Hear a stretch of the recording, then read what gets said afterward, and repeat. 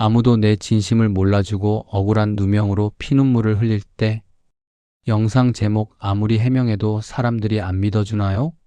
억울해서 미칠 것 같을 때, 당신의 결백을 증명해 주시는 분 나의 완벽한 변호사. 안녕하세요, 여러분.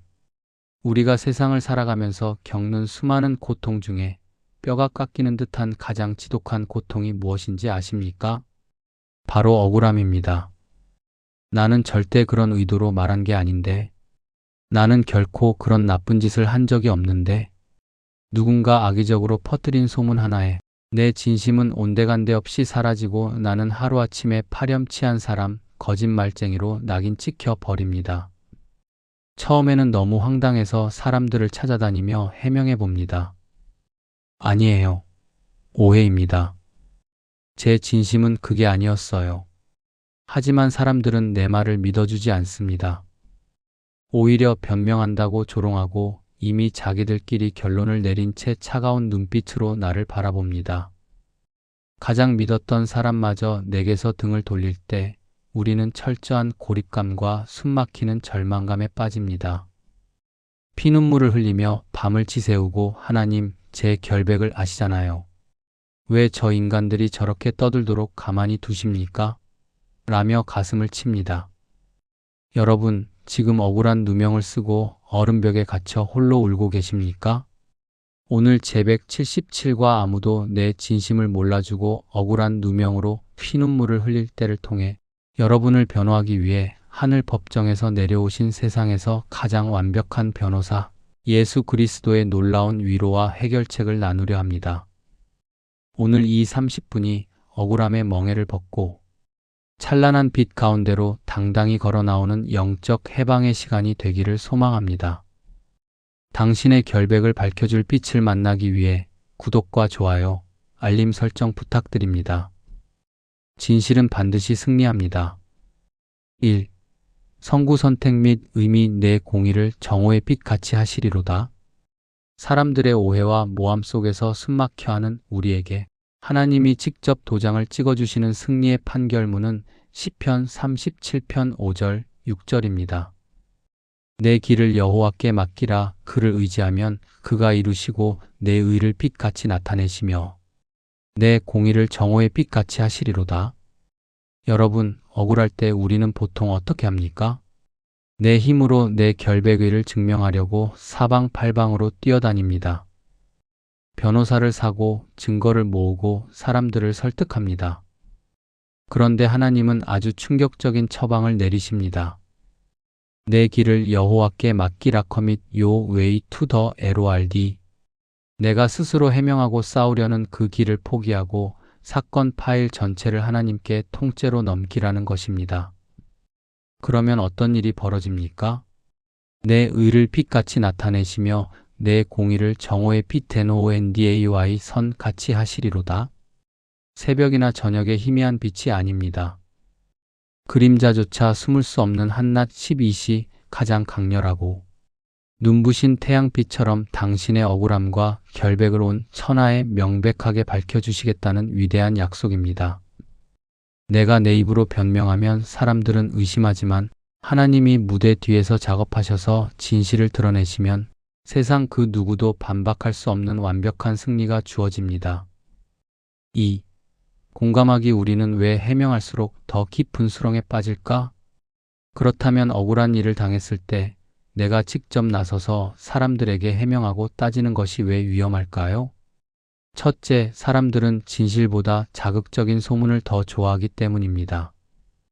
타락한 인간의 본성은 남이 잘 되는 것보다 남이 무너지는 스토리에 더 흥분합니다. 내가 아무리 논리적으로 진실을 말해도 사람들은 이미 자신들이 믿고 싶은 대로 프레임을 짜놓았습니다. 내 해명은 그저 발악이나 변명으로 소비될 뿐입니다. 둘째, 해명의 늪에 빠지기 때문입니다. 하나의 오해를 풀기 위해 말을 하다 보면 그 말꼬리를 잡고 또 다른 오해가 생겨납니다. 억울함을 풀려다가 감정이 격해져서 실수하게 되고 결국 거봐, 저 사람 원래 저렇게 성격이 이상해라며 오히려 가해자들에게 빌미를 제공하게 됩니다. 발버둥 칠수록 더 깊이 빠지는 늪과 같습니다. 셋째, 하나님이 일하실 공간을 내가 빼앗았기 때문입니다. 내가 변호사 노릇을 하고 내가 재판장 노릇을 하면 진짜 대법원장이신 하나님은 팔짱을 끼고 지켜보십니다. 그래, 내 힘으로 한번 해봐라. 내 억울함을 하나님께 온전히 올려드리지 못하는 것은 결국 하나님의 공의를 온전히 신뢰하지 못하는 불신앙입니다. 여러분, 사람의 귀에 대고 아무리 소리쳐도 진실은 들리지 않습니다.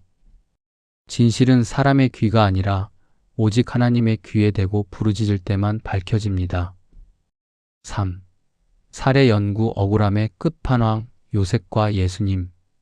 성경에는 인간이 겪을 수 있는 가장 치명적이고 더러운 누명을 쓰고도 침묵으로 완벽한 승리를 이끌어낸 두 분이 있습니다. 살해 1 성폭행범으로 몰린 요셉 창세기 39장. 요셉은 노예로 팔려가서도 정말 정직하고 성실하게 살았습니다. 그런데 주인의 아내 보디발의 아내가 요셉을 유혹하다가 거절당하자 앙심을 품고 요셉이 자신을 성폭행하려 했다고 끔찍한 누명을 씌웁니다. 노예가 주인의 아내를 건드렸으니 당장 사형당해도 마땅한 상황이었습니다. 요셉은 얼마나 억울했을까요? 아닙니다. 저 여자가 먼저 유혹했습니다. 라고 온 동네에 소리치며 억울함을 호소할 법도 합니다. 그런데 성경 어디에도 요셉이 변명했다는 기록이 없습니다. 그는 묵묵히 캄캄한 지하 감옥으로 들어갑니다.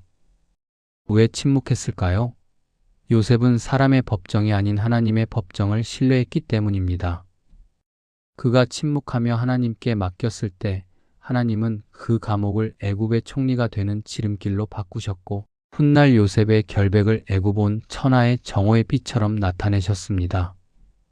살해 2 침묵하시는 예수님 마태복음 27장. 예수님은 죄가 하나도 없으셨지만 거짓 증인들의 모함에 의해 십자가 사형 선고를 받으셨습니다. 대제사장과 빌라도 앞에서 수많은 사람들이 예수님을 조롱하고 모함했습니다. 말씀 한마디로 파도를 잠재우시는 예수님이 마음만 먹으셨다면 그들의 거짓말을 1초 만에 논리로 박살내실 수 있었습니다. 하지만 예수님은 어떻게 하셨습니까? 침뱉음을 당하시고 채찍질을 당하시면서도 아무 대답도 아니하시니 총독이 심히 놀라워하더라. 마 2714. 예수님의 침묵은 무능력이 아니었습니다. 억울함에 매몰되지 않고 하나님의 더 큰 구원 계획 십자가를 이루기 위한 거룩한 위임이었습니다. 4. 치유와 실천 방법 HOW 억울함을 평안으로 바꾸는 3단계 영적 전술. 그렇다면 가슴이 터질 듯이 억울한 오늘, 우리는 어떻게 이 지옥 같은 감정에서 벗어나 하나님의 변호를 받을 수 있을까요? 1단계 사람을 향한 해명의 마이크를 내려놓으십시오. 침묵의 훈련.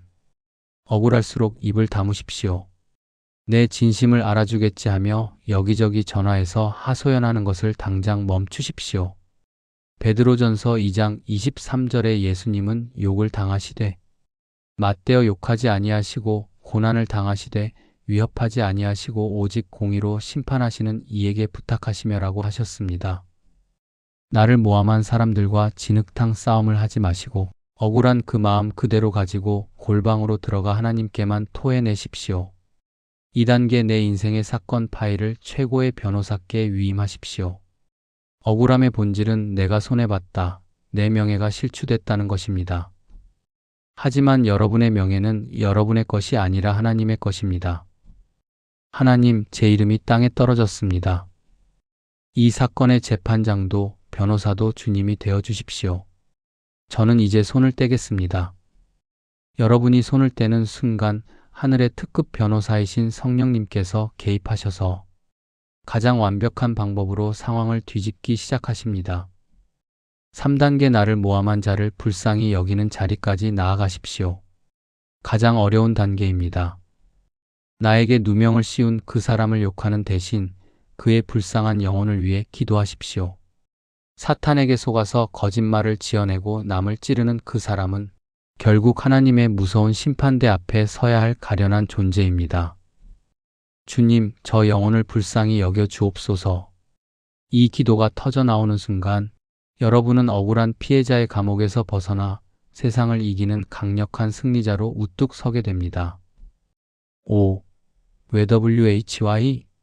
주님이 십자가에서 모든 누명을 대신 쓰셨기 때문입니다. 왜 우리는 이토록 뼈저린 억울함 앞에서도 평안히 침묵할 수 있을까요?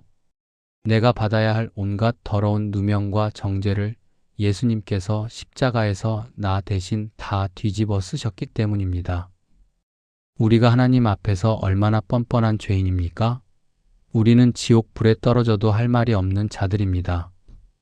그런데 예수님이 우리의 모든 추악한 죄악을 자신의 것으로 덮어 쓰시고 가장 억울한 죄인이 되어 십자가에서 처형당하셨습니다. 예수님의 그 기가 막힌 억울한 죽음 덕분에 진짜 죄인인 우리가 의롭다 결백하다는 선고를 받고 천국 백성이 되었습니다. 나를 결백하게 만드시기 위해 친히 억울함을 당하신 예수님이 지금 내 안에 계십니다. 그 주님이 여러분의 눈물을 닦아주시며 말씀하십니다. 내가 안다. 내가 얼마나 억울한지, 내 진심이 무엇인지 내가 다 안다. 세상이 몰라줘도 내가 너를 인정하니 그것으로 충분하지 않느냐. 이 주님의 위로 한마디면 세상 천사람이 나를 손가락질해도 능히 웃으며 넘어갈 수 있습니다. 사랑하는 여러분, 사람들에게 오해받고 버림받은 그 춥고 외로운 자리가 사실은 하나님을 가장 깊이 만날 수 있는 은혜의 지성소입니다. 해명하려 애쓰지 마십시오. 변명하려 입을 열지 마십시오. 가장 완벽한 재판장이신 하나님께서 반드시 여러분의 공의를 정오의 빛처럼 눈부시게 밝혀주실 날이 올 것입니다. 함께 가슴에 손을 얹고 나의 억울함을 주님께 맡기며 기도합시다. 공의로우신 나의 재판장 하나님 아버지, 아무도 내 진심을 몰라주고 말도 안 되는 오해와 누명 속에서 억울하여 피눈물을 흘리던 저의 찢어진 가슴을 주님께 올려드립니다. 내 힘으로 결백을 증명하려 이리저리 뛰어다니며 사람들을 원망하고 미워했던 저의 연약함을 십자가의 보혈로 씻어 주옵소서. 주님, 나를 위해 가장 억울한 십자가를 묵묵히 져주신 예수님의 그 침묵을 오늘 내 가슴에 새깁니다. 이제 내 인생의 변호사 자리를 주님께 온전히 위임하오니 사람들의 손가락질과 차가운 시선에 흔들리지 않는 굳건한 평강을 허락하여 주옵소서. 때가 이르면 나의 의를 정오의 빛처럼 찬란하게 밝혀주실 주님을 신뢰하며 오늘 나를 모함하는 자들까지도 십자가의 사랑으로 불쌍히 여길 수 있는 넉넉한 마음을 부어 주옵소서. 나의 유일한 변호사요 참된 위로자가 되시는 예수 그리스도의 이름으로 간절히 기도드립니다. 아멘. 여러분의 결백은 하늘에 이미 낱낱이 기록되어 있습니다. 오늘 밤 억울함의 무거운 짐을 다 내려놓고 가장 평안한 단잠을 주무시기를 축복합니다. 다음 시간에 더 눈부신 은혜의 소식으로 뵙겠습니다. 감사합니다. 사랑합니다.